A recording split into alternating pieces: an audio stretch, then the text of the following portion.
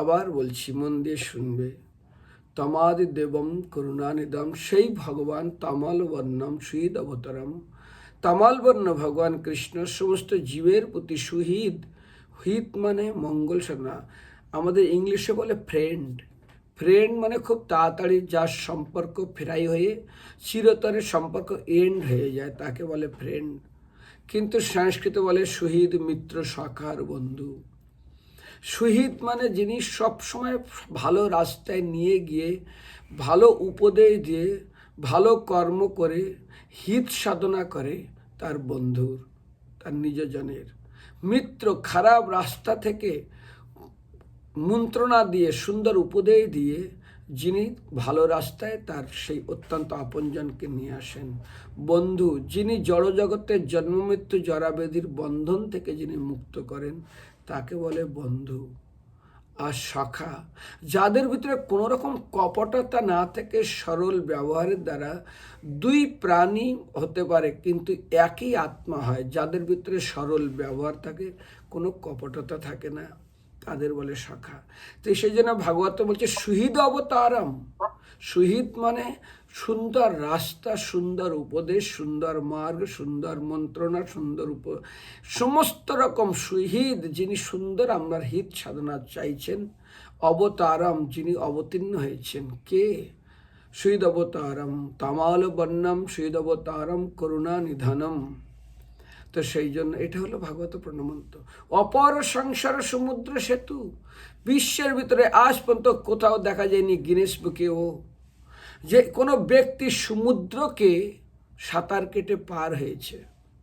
আর অপর সমুদ্র সংসার সেতু, অপর সংসার সমুদ্র সেতু, সেতু সমুদ্র তো লোক যানবাহন দিয়ে পার হয়, কিন্তু আজ পর্যন্ত বিশ্বের ভিতরে একজনকে কেউ খুঁজে পায়নি যিনি সংসারের সমুদ্রকে পার হয়েছেন।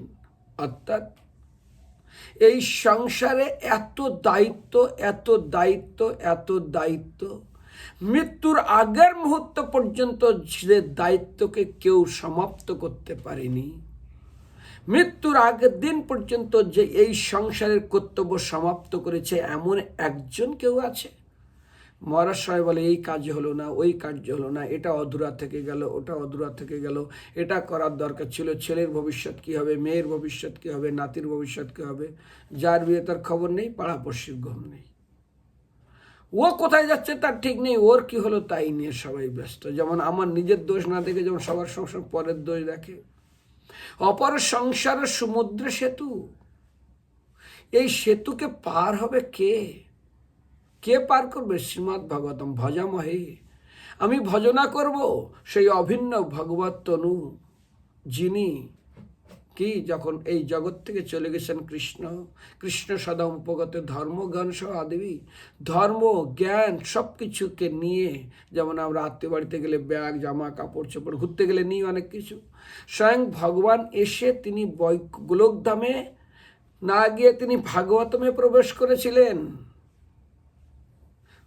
সেই জন্য ভজমহে ভাগবত স্বরূপম, অভিন্ন সেই ভগবান স্বয়ং নিজের স্বরূপ, তাকে কমসে কম স্পর্শ করা উচিত। বাইরে এইরকম যদি অনীহা প্রবেশ করে, এই চলতিকে নাম গাড়ি ঠেলে ঠেলে গাড়ি চালিয়ে, গাড়ি বন্ধ আর ঠেললে চলে, ওই গাড়ি যাবে না রে ভাই ভগবানের কাছে, অসম্ভব। যে গরু চাষ করে ঠেলে ঠেলে চাষ করতে হয়, ওকে দিয়ে চাষ করা যাবে না। টাইম অপব্যয় করবেন না। আরে অনেক কিছু করেছেন, সেই জন্য মনে রাখুন এই জীবনটা অত সহজ জীবন নয়। এত সুন্দর সুযোগ পেয়ে দুধ বিক্রি করে মদ খাবেন না। মদ যারা খায়, আমরা মদ বিক্রি করে দুধ খাওয়ার মতন। তো সেই জন্য যখন ক্লাস হবে ভাগবতমকে সাথে রাখবেন। কচিদিচ শীত বাত আদি অনেক আদি দৈবিক ভৌতিক আত্মীয়ানম দর্শনম প্রতি নিবারণে অকল্প দুরন্ত চিন্তয়া বিষণ্ণ আসতে। পঞ্চম স্কন্ধের 14 অধ্যায়ের 25 নম্বর শ্লোক। শব্দার্থ কচিত, সবাই আমার পরে পরে বলবে। কচিত কখনো, চ ও শীত বাত আদি, প্রচণ্ড শীত, প্রবল বায়ু ইত্যাদি, অনেক বিবিধ আদি দৈবিক দেবতাদের দ্বারা উৎপন্ন, মানুষের দ্বারা না, এটা দেবতারাই করে। ভৌতিক আদি ভৌতিক অন্য জীবদের দ্বারা উৎপন্ন। আত্মীয়ানম অর্থাৎ আধ্যাত্মিক অর্থাৎ দেহ বা মন দ্বারা উৎপন্ন। দশানম ক্লেশদায়ক অবস্থা, প্রতি নিবারণে প্রতিকার করতে। অকল্প অসমর্থ, কোনোদিন কেউ পারবে না। দুরন্ত অত্যন্ত কঠোর। চিন্তায়া দুশ্চিন্তার, চিন্তা না খারাপ দুশ্চিন্তার দ্বারা বিষণ্ণ, বিষাদগ্রস্ত। বিষাদগ্রস্ত মানে অত্যন্ত বিষণ্ণ আসতে হয়। কাদের? আমাদের সংসারী জীবের।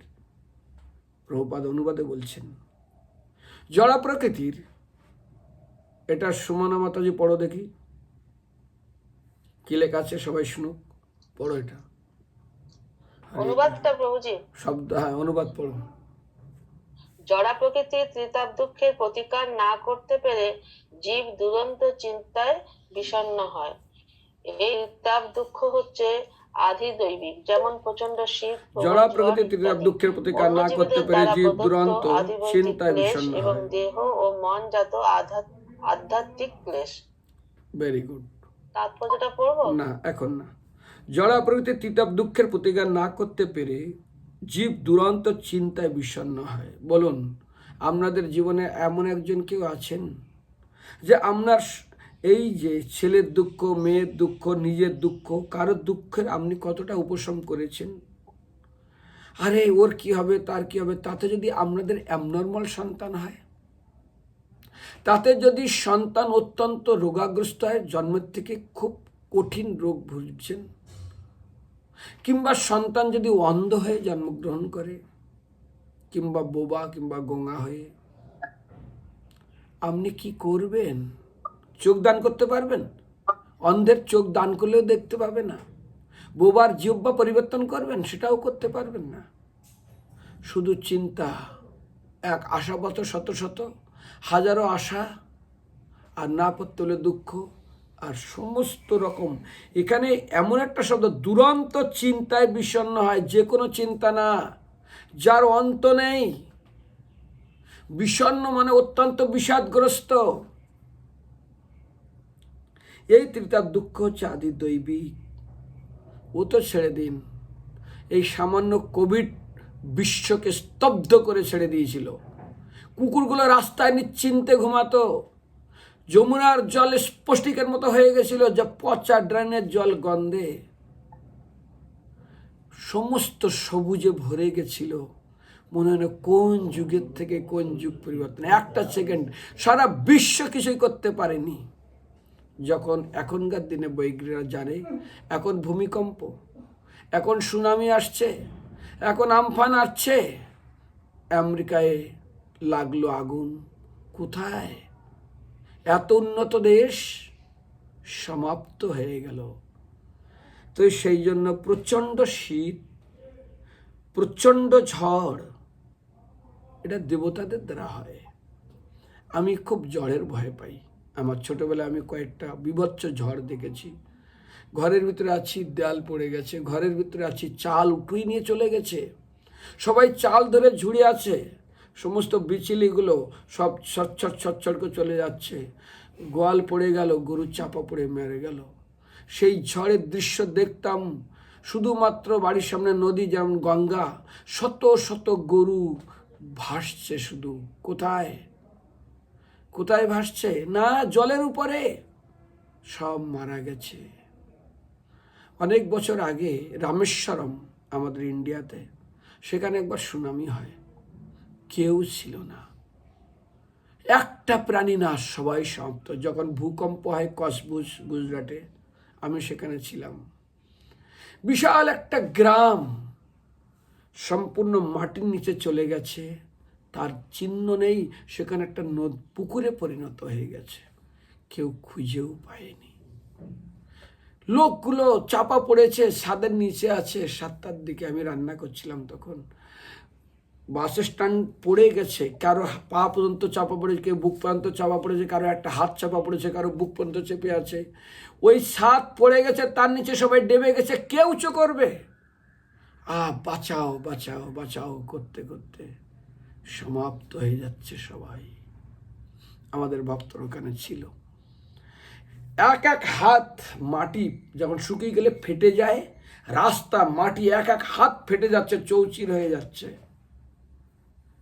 ইস, দুই সাইডে দুটা বিল্ডিং এসে 10-12 তলা বিল্ডিং এসে ধম করে আঘাত পড়লো, ভেঙে পড়ে গেল।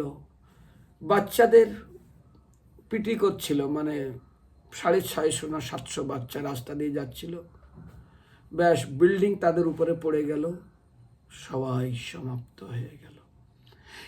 এবং কোটি কোটি টাকা এক একটা ফ্ল্যাট। আমি তখন দেখছিলাম একটা লোক আর ফ্ল্যাটে নেই, বড় মাঠে চলে এসছে, ছোট ছোট তাঁবু করেছে, তার ভিতরে আছে, কেউ আর ফ্ল্যাটে নেই। কেন না, ভূমিকম্প ধীরে ধীরে হচ্ছে, আর মৃত্যুর ভয়ে কোথায় টাকা, কোথায় পয়সা, কোথায় সোনা, কোথায় দানা, কোথায় টিভি, কোথায় মোবাইল, কোথায় এসি, কোথায় ডিসি, সব সমাপ্ত, বিল্ডিংগুলো পড়ে আছে। সবাই দিনের পর দিন 21 দিনের মতন সবাই মাঠে লাইন দিয়ে খাবার খাচ্ছে। কি রোডপতি, কি করোড়পতি, কারো জীবন সবচেয়ে প্রিয়, শরীর সবচেয়ে প্রিয়, টাকা পয়সা ধন দৌলত বিল্ডিং কোথায় কি পড়ে আছে, কেউ ঢুকছেও না ভয়ে। ঠিক আমি দৃষ্টান্ত দিয়েছিলাম, যখন নদীতে কেউ নদীতে যাচ্ছে পরিবারকে নিয়ে, নৌকা ডুবে গেছে, স্রোতে সবাইকে ভাসিয়ে নিয়ে যাচ্ছে। স্বামী প্রথমে বাবার স্ত্রীকে বাঁচাতে চাইবে, ছেলেকে বাঁচাতে চাইবে, মেয়েকে বাঁচাতে চাইবে, তার নিজের বাবা মাকে বাঁচাতে চাইবে। কিন্তু যখন দেখবে যে আমি যদি ওদের বাঁচাতে চাই, আমি মরে যাব, এক এক করে সবার হাত ছেড়ে দেবে, ও একাই সাঁতার কেটে বাঁচার চেষ্টা করবে। এখন যদি জামা কাপড়ও যদি থাকে, সেটাও যদি ডিস্টার্ব হয়, সেটাও হয়তো খুলে দেবে। এটাই সংসার। সেই জন্য প্রচণ্ড শীতের প্রকোপ আমি দেখেছি এই ইস্কনের লাইভে। আমার মনে আছে, আমি রাত্রে ঘুমাতে পারতাম না ঠান্ডায়। প্রচারে গেছি 1991 সালে আসামে। যে সমস্ত কম্বলগুলো এখন আমরা পায়ের নিচে দিই, পাতলা কম্বল একটা আমার কাছে আছে।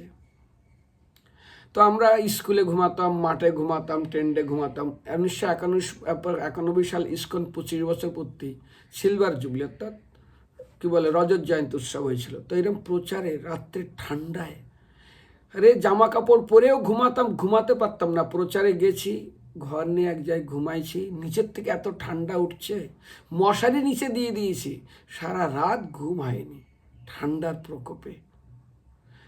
এক জায়গায় আমি গেছিলাম একটা বাড়িতে, ঠান্ডা প্রচুর পড়েছে, কুকুরের বাচ্চাগুলো দেখি রাত 1টা, 1:30, 2টা প্রচণ্ড শব্দ করছে। আর কুকুরটা আমি দেখছি কি করে, কুকুর ওই কুই কুই করছে, এত ঠান্ডা পড়ে, বাচ্চাগুলো খুব কান্না করছে। কি করবে ওর মা, বাচ্চাগুলো কোলের ভিতর দিয়ে রেখে দিয়েছে, আর ঠান্ডায় এত বাচ্চাগুলো কান্না করছে। তো এ তো ঠান্ডার হাত থেকে বাঁচানো যায় না সময় দুপুরে, কিন্তু প্রচণ্ড ঝড়। এই জন্য ঝড় হলে আমি ছোটোবেলায় ভয় পেয়েছি। ঝড় আগে আমরা জানি না, আগে না প্রত্যেক দিন প্রায় বৈশাখ মাসে কাল বৈশাখী ঝড় হতো। সন্ধ্যাবেলার দিকে আকাশে মেঘ হতো, লাল মেঘ, এবং ঝড় শুরু হতো, প্রচণ্ড ঝড়। আর দ্বিতীয়ত হলো অন্য জীবদের দ্বারা এক রকমের দুঃখ, আর একটা হলো দেহ এবং মন থেকে একটা দুঃখ। অন্যদের জীবদের দ্বারা দুঃখের ভিতরে আর সবচেয়ে বড় দুঃখ, যেমন আজ চিন্তা করুন দ্রৌপদী, যে অশ্বত্থামাকে তিনি স্বয়ং বেঁধে নিয়ে এসছেন, যে অশ্বত্থামা এমন কিছু কর্ম করেছিলেন, গুরুপত্নী, গুরুর পুত্র, ব্যাস পঞ্চপাণ্ডবের 5টা ছেলের, দ্রৌপদীর 5 ছেলেকে গলা কেটে নিয়ে চলে গেছে। কত বড় কষ্ট ভাবতে পারেন।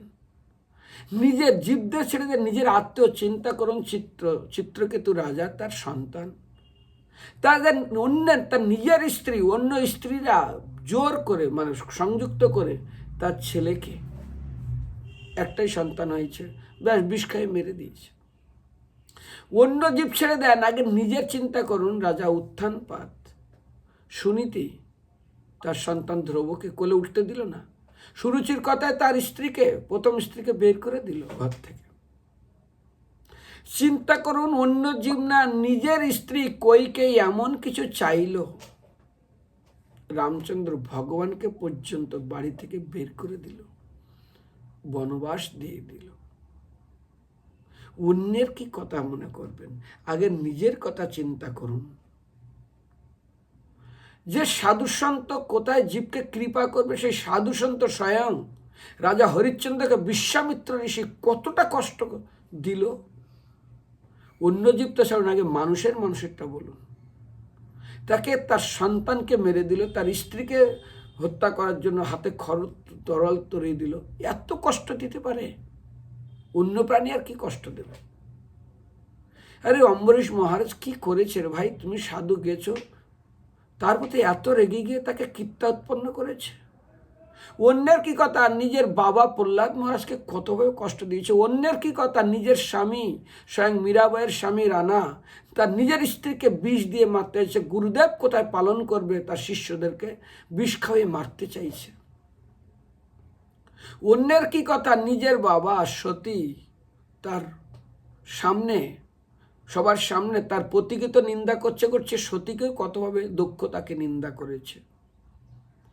অন্যের কি কথা, পঞ্চ পাণ্ডবের সামনে দ্রোণাচার্যের সামনে কতটা লাঞ্ছিত করেছে, কাকে? দ্রৌপদীকে।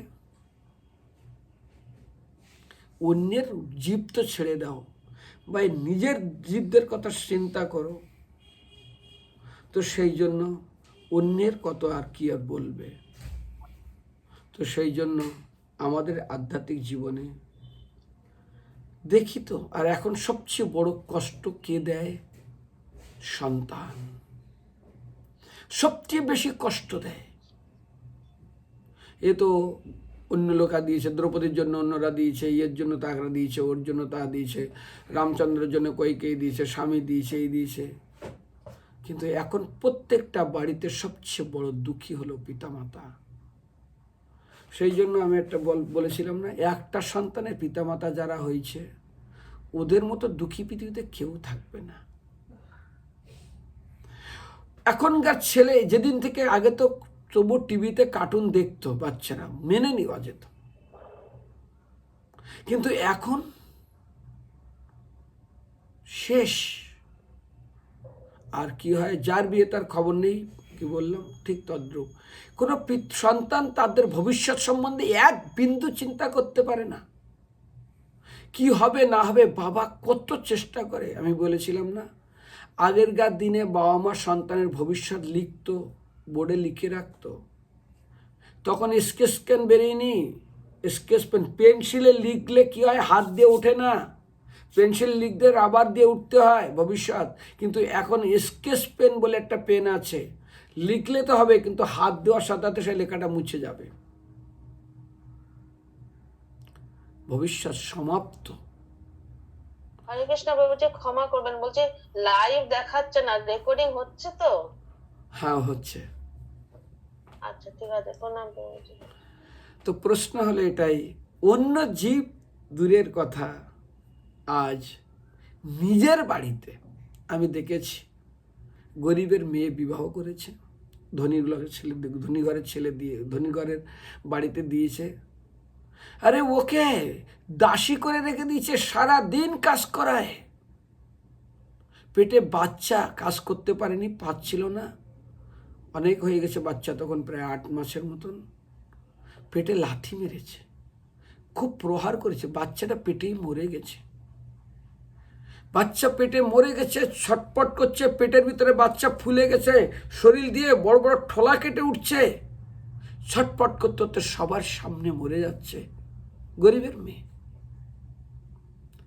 ওটা, ওর থেকে নিষ্ঠুর। আগেরকার পিতা মাতা যারা উচ্চ কুলে ব্রাহ্মণ ছিল, বাবা মা দেখতো আমার মেয়েকে আমি উচ্চকুল ব্রাহ্মণের সঙ্গে বিয়ে দেবো, বুড়া 80 বছরের বুড়া মৃত্যুশয্যায় শুয়ে আছে, এই 5 বছরের মেয়েটাকে ওই বৃদ্ধ বুড়ার সাথে বিবাহ দিত কেন? আমি উচ্চকুলের ব্রাহ্মণ, আমার জাতি প্রথা বজায় রাখতে হবে। তারপরে ওই বুড়াটা মরে গেল, এই মেয়েটাকে, অল্প বয়সে মেয়েটাকে হাত পা বেঁধে খুব জোরে কি ঢাক ঢোক বাজিয়ে ওই জ্বলন্ত অগ্নির ভিতরে তাকে ছুঁড়ে ফেলতে হতো। আমরা অন্য প্রাণী ছেড়ে দিন, আমরাই করছি, আমাদের নিজেরাই করছে। আমাদের অন্য প্রাণী প্রায় বাড়ি বা পরিবারে সবচেয়ে বড় সমস্যা ডিভোর্স কেস চলছে। যে স্বামী স্ত্রী অগ্নিসাক্ষী দিয়ে বিবাহ করে, যে স্বামী স্ত্রী এত কিছু করা হয়, এত আশীর্বাদ দেয়, সবাই আশীর্বাদ দেয়, কি বলে আশীর্বাদই না কি হয় বিয়ের আগে ভগবান জানে। তারপরে এক তো কোথায় গেল আশীর্বাদ? যারা আশীর্বাদ দিয়েছে সবগুলোকে জেলে পাঠায়। আশীর্বাদ স্বামীকে তো পাঠায় খোরপোশ। তবু তো মেনে নেওয়া যেত। তার থেকে তো যে ভাই বোন, জন্মের থেকে যে ভাই বোন একই থালায় বড় হয়েছে, একই মায়ের স্তন পান করেছে, একই মায়ের গর্ভে, একই পিতার ঔরসে। আগে মেয়ে বিয়ে দেওয়ার পরে কি হতো? বাবা যা কিছু খরচ করে মেয়েকে বিয়ে দিত, কিন্তু পরে মেয়ে বাবার সম্পত্তির ভাগ নিতে পারত না, পেত না। আর এখন প্রত্যেকটা মেয়েকে এত কিছু বিয়ে দেওয়ার পরেই আবার মৃত্যুর পরে বাবার সম্পত্তির ভাগ নিবে মেয়ে। এই নিয়ে প্রত্যেকটা ভাই আর বোনের ভিতরে এত দ্বন্দ্ব, চির শত্রুতায় সৃষ্টি হয়েছে। কোর্ট কেসে 80% পরিবার সব কোর্ট কেসে ভুগছে, ভাই বোনের কোর্ট কেস। কোথায় গেল সম্পর্ক?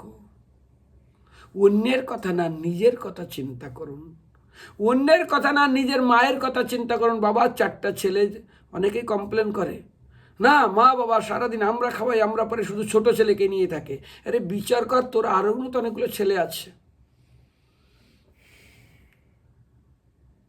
কিরে, আমি দেখছিলাম একটা জায়গায় যাচ্ছিলাম, জমি মাপ হচ্ছিল, ঠিক মাপের জন্য ঠিক 1 বিঘা জমি ভিতরে একটু চলে আসে, ছোট ভাই এমন বড় একটা অস্ত্র নিয়ে এসছে, ভাইয়ের ঘাড়ে কোপ মারবে।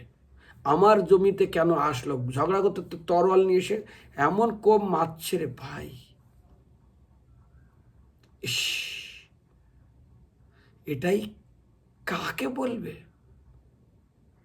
যদি স্বামী স্ত্রী মুখ দেখা দেখি নেই, ডিভোর্স কেস থাকে, ভাই বোনে যদি ঝগড়া থাকে, তাহলে কোথায় শান্তি থাকবে? আর তাতে যদি স্বামীর ইনকাম কমে যায়, কিভাবে তাকে ব্যবহার করে, তাতে যদি স্ত্রী যদি অসুস্থ হয়, চিররোগী হয়,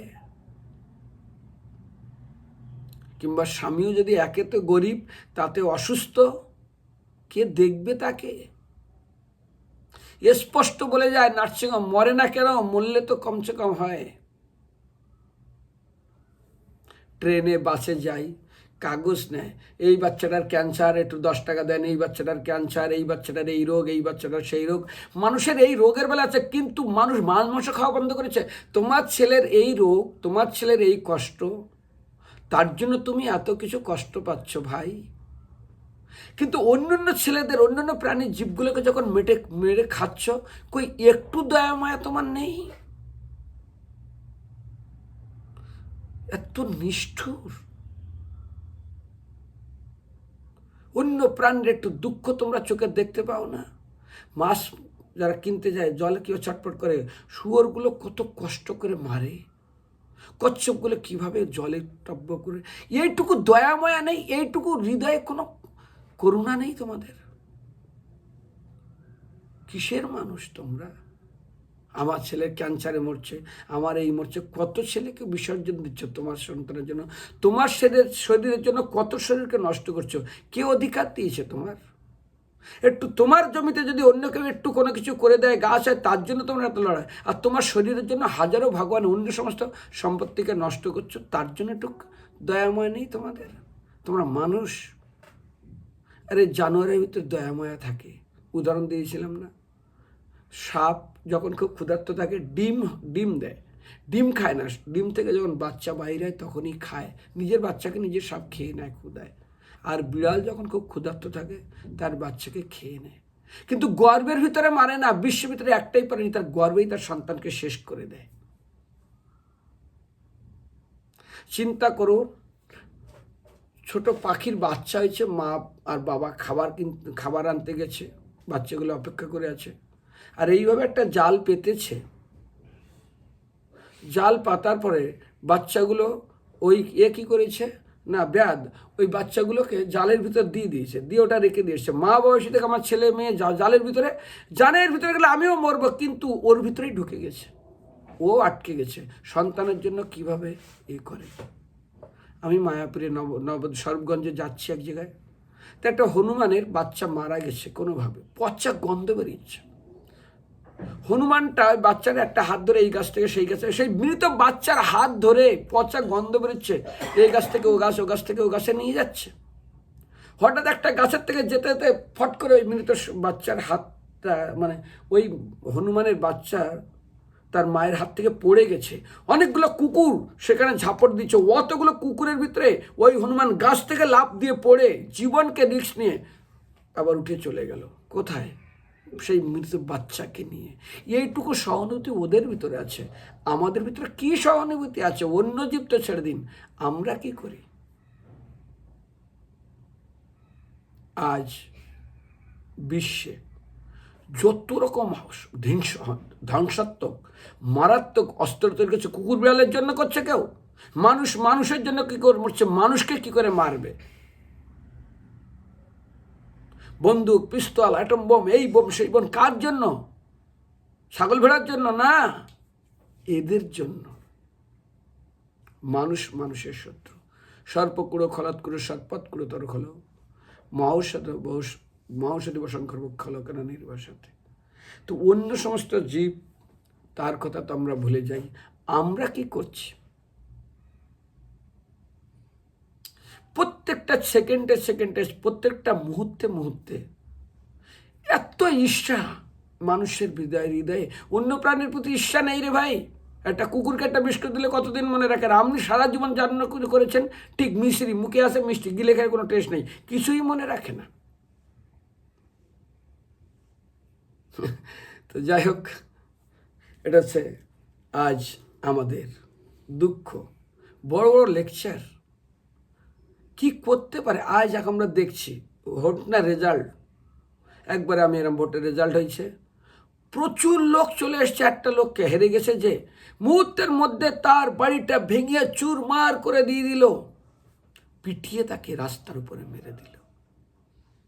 আমাদের বিপক্ষে দাঁড়িয়েছিলেন, তার স্ত্রী, তার ছেলে মেয়ে হাত ধরে ক্ষমা চাইছে। ঠিক এই দৃষ্টান্ত ছিল 1947, হিন্দুস্তান পাকিস্তান 47 সালে হিন্দু মুসলমানের বিদ্বেষ সৃষ্টি করেছিল খ্রিস্টানরা, বিদেশিরা। যেমন কুকুরে বিদ্বেষ করে, কিভাবে কাকে মারছে, মুহূর্তের মধ্যে রক্তের স্রোত বয়ে দিচ্ছে, যেটা কুরু পাণ্ডবদের ভিতরে হয়েছিলেন। নিজের আত্মীয়, নিজের পরিবার, নিজের ছেলে, নিজের মেয়ে, ওর থেকে ভয়াবহ হলো ওরা তো কুরু পাণ্ডব, ওরা তো কাকাতো জ্যোতিত ভাই, কিন্তু কৃষ্ণের বংশ যদু বংশ নিজেদের ভিতরে হিংসাত্মক কর্ম করে আমার ভাইকে মেরেছে। একই বাবার সন্তান, শেষ করে দিল, পুরো বংশ সমাপ্ত করে দিল নিজেরাই। অন্য জীব তো ছেড়ে যান, এই মনুষ্য জীবনের ভিতরে জিজ্ঞাসা করুন, এদের ভিতরেই এ দেশ যুদ্ধ শেষ হয়ে গেছে। আজ ভীমকে আলিঙ্গন করতে চাইছে কে? যে যুধিষ্ঠির মহারাজ ধৃতরাষ্ট্র গান্ধারীকে পিতার মতো সম্মান দিয়ে এত কিছু করে রাখছে, ভিতরে আগুন জ্বলছে টকবক করে। ভীমকে আলিঙ্গন করবে, ওকে মেরে ফেলবে আলিঙ্গন করে, 100 পুত্র একাই মেরেছে, ওকে শেষ করে দেব, এমন ব্যবহার করে আলিঙ্গন করতে গেছে। ভগবান তখন লোহার ভীমকে পাঠিয়ে দিয়েছে, কারণ ওই ভীমকে কেন্দ্র করে দুর্যোধন তিনি কি করতেন না, গদা শিক্ষা নিতেন। মুহূর্তের মধ্যে আক্রোশ করে এমন চাপ দিল, লোহার ভীম গুঁড়ো হয়ে গেল।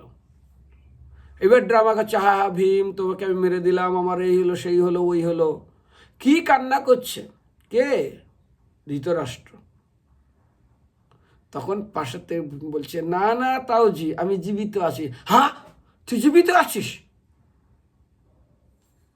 তাহলে কাকে চূর্ণ করলাম? আরো তার দুঃখ বেড়ে গেল।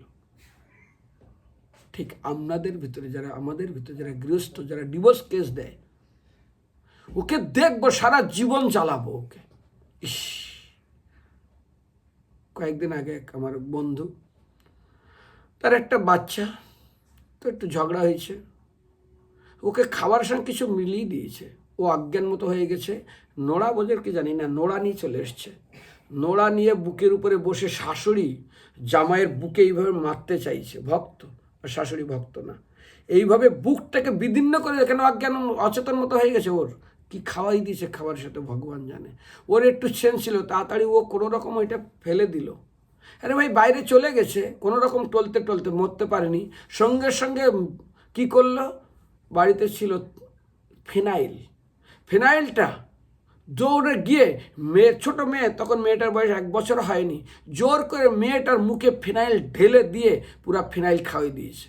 মেয়েটাকে মেরে দিচ্ছে, দিয়ে লোককে দেখাতে দেবে, দেখো দেখো আমার স্বামী কিংবা আমার জামাই এই বাচ্চাটাকে জোর করে ফিনাইল খাওয়াই দিয়ে মেরে দিচ্ছে, বলে বাইরে কান্নাকাটি করছে।